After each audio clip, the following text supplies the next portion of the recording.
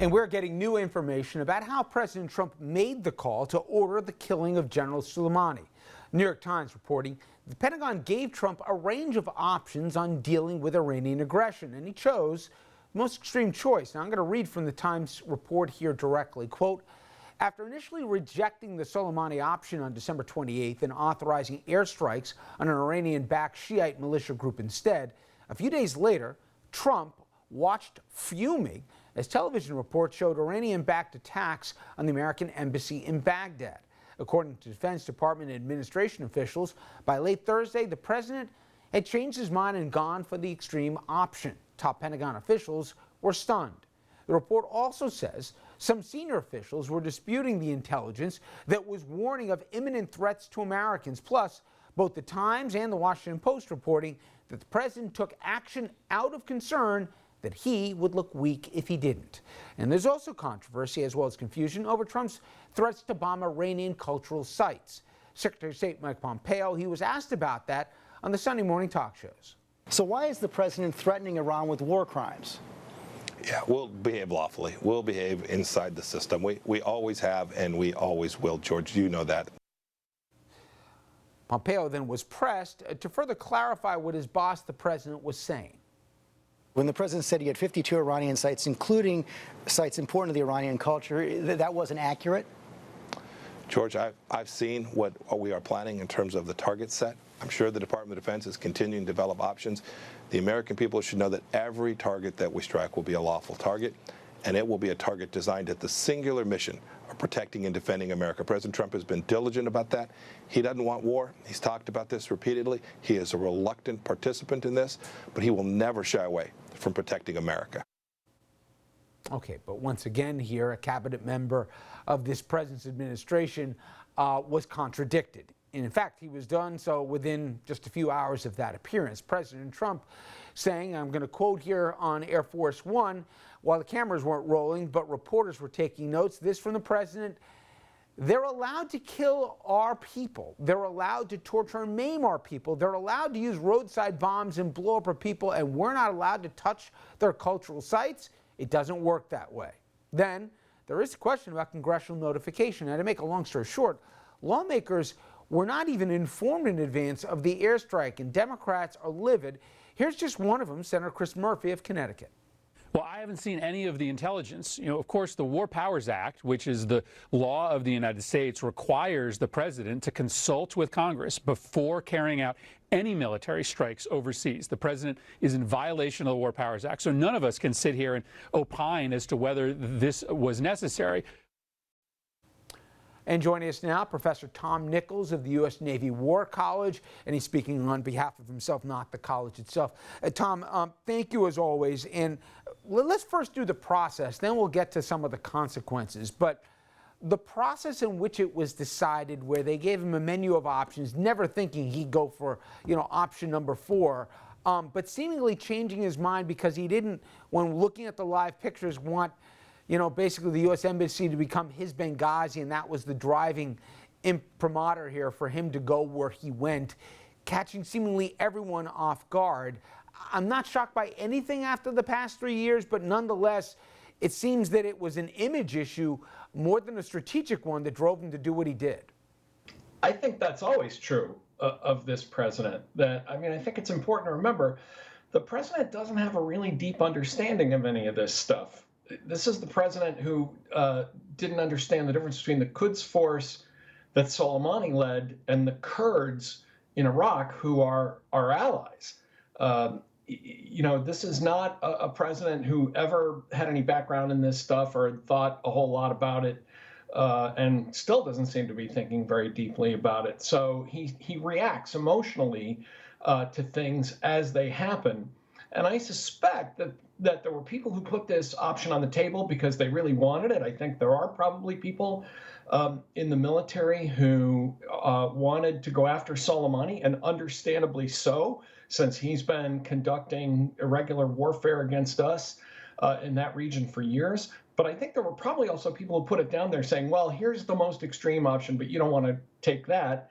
But if you put it on the table, there's always a chance When you put something in front of a decision maker, you're always running the risk that they'll point at that one and say, that's the thing I want to do. And that seems to be what happened here. Try to do a better job than me about conveying why, for some who subscribe to the president's theory, America first, basically screw the allies, we can do everything ourselves, we're the biggest, baddest kid on the block, we don't need anybody. Why, God knows history has shown that to not be the case here. It is in everyone's best interest, most importantly the United States and our allies, by the way, in the Middle East. Think about Israel for a moment right now, that we don't act unilaterally and that we get the globe to say that we stand with the United States on this. And we're prepared, by the way, for the consequences. This, again, the same administration that wanted to pull out our whole footprint in this part of the world. And now, 3,500 troops are making their way back over to the Middle East. So explain a little bit better than I can why it's important to at least get, I guess we can still call them friends and our allies right now, to be on the same page with us. The United States is a supremely powerful country, but we can't be everywhere at once, especially not when we have really, spent heavily on our political capital with our allies. To say that we are capable of doing things alone does not mean that we ought to be doing things alone, and it makes things a lot harder than they have to be. I frankly find the president's supporters on this to be completely incoherent. My understanding was the president was campaigning to stay out of situations like this. Instead, he's going and looking for situations like this. And if people thought fighting in Afghanistan or Iraq was difficult, taking on 80 million Iranians while the rest of the world, including your own allies, are mad at you and on the outs with you and aren't necessarily going to help you, that's a gigantic endeavor. The United States has built an entire foreign policy on having alliances. That's what's allowed us to be the sole superpower for a quarter of a century. NATO is 500 million people in the most powerful and technologically advanced alliance this planet has ever known. And the president is just throwing it away because he's having a temper tantrum. That's not a wise policy, and it's going to come back to bite us down the road. The idea, and we just played the clips where, Pompeo tried to step back from that we're targeting cultural sites, and then the president doing his best to say, don't listen to him, listen to me. I am right now. We showed the imagery at the top of the hour of the red flag coming up in Tehran. First of all, isn't that not who we are, Professor?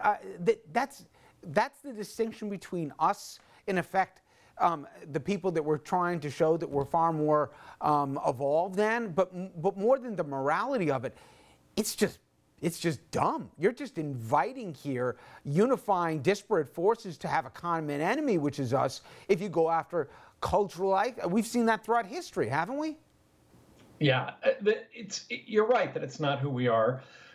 It's not legal. It's not legal under U.S. law. Again, the president's supporters, I think, will say, well, we don't care what the UN thinks, and we don't care what the international. Well, okay, fine. I have those moments myself where I think it's always important to act in America's interest before you start asking permission. What the president is suggesting is against American law. There's a reason that these things are not legal even in our system, and especially in our system, because they would be atrocities. They would be war crimes. The president, however, even when he was a candidate, was already campaigning on the willingness to commit war crimes. There was that moment where he said, I'll order our generals to engage in torture. And of course, Mattis, among others, said we won't be doing that. Now, the worrisome thing is there doesn't seem to be anybody around the president who's willing to say no to him or even to explain things to him. It's fascinating to watch somebody like Pompeo get so far out on a limb, even while the president is sawing it off behind him. This is a pattern with this administration where the president says something completely crazy and, in this case, unconstitutional, illegal, immoral. And then one of these hapless cabinet members has to go out and explain it, and then the president doubles down and says, "No, I really meant it. This is exactly what I want to do." So I doubt that this is something we will actually do. I think at that point, there really are restrictions within American law that no matter what the president puts on Twitter I don't think anybody's actually going to run around destroying cultural sites. But the fact that so many people seem to be just shrugging at this really does raise a disturbing question about what kind of country we've become, that we are not instantly appalled at this kind of behavior. Since we're going down the surreal thing, again, the president also today was saying that his Twitter feed basically should serve as official declarations. To that end, he is not a complicated man, our president, in that I don't think that you have to divine too much what's going on and motivations and where his thought process is. In fact, if we go back, and we'll play the clip right now, this is from 2011, then Private Citizen Trump talking about what he anticipated then President Obama doing to improve his political chances. Our president will start a war with Iran because he has absolutely no ability to negotiate. He's weak and he's ineffective. So I believe that he will attack Iran sometime prior to the election because he thinks that's the only way he can get elected. Isn't it pathetic? That's a real soundbite. I mean, talk about how eerie it is, and it just begs the question. This sure looks like wag the dog. I don't know how else you look at this, especially when they're unwilling to turn over the compelling imminent threat that Soleimani posed. Again, we all knew he was a bad guy. We all knew prior administrations could have targeted a legitimate target, but we had to do this now, and they won't tell us why. It does beg the motivation for why now, especially, obviously, as he's staring impeachment down the barrel in the coming weeks. Yeah, there's two things here. One is, I've said for 3 years that every foreign intelligence service in the world probably has a group of people who do nothing but build psychological profiles of President Trump based on his public statements and his tweets. That's what you do with every foreign leader. But this president is a gold mine of that kind of information because he is a serial confessor, a serial projector onto other people. He's almost constantly putting onto other people what he himself would like to do. I think the second part of that is that he and his administration almost seem to have no memory that these things somehow, they seem to forget that these things exist, that there is this thing called the internet, and that there are records of this, and somehow people won't notice. You made a point that's very important. He could have gone out and said, look, any day in which we take out Qasem Soleimani is a good day. This is something every president's wanted to do. The right shot came along and I took it. This was Bill Clinton's argument in 1998 when he was impeached and he launched Operation Desert Fox. And he said, this was just the right time. It had to be done. Sorry that it came when I was being impeached. The problem is the president and his people aren't capable of making even that simple of an argument. And I think it does raise a question about why now. This whole business of, well, there were imminent threats, something was about to happen, then go to the Congress, go to the Intelligence Committee, go to the Foreign Relations Committee, and put it on the table. I think most of those people will accept that evidence. But I think they had a much better case for just taking out Soleimani because of who he is than trying to build this whole circumstantial case on something's about to happen. With that said, that evidence could still appear. I think it remains to be seen. But the timing and the unwillingness to make that case seem awfully suspicious. Tom, real quickly, you worried where this thing could spiral out to?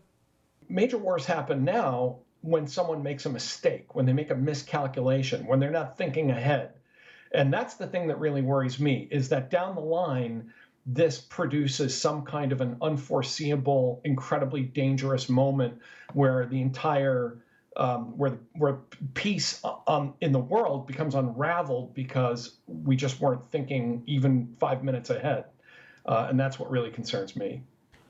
Tom Nichols, as always, great job. I really appreciate the insight. Thank you so much. Thanks. All right, everyone, when we come back, we go to the other big story. A former federal prosecutor will talk about the latest developments on impeachment, including big news this afternoon. John Bolton says he wants to testify in the Senate trial if he gets a subpoena. We'll take a look at the implications of that.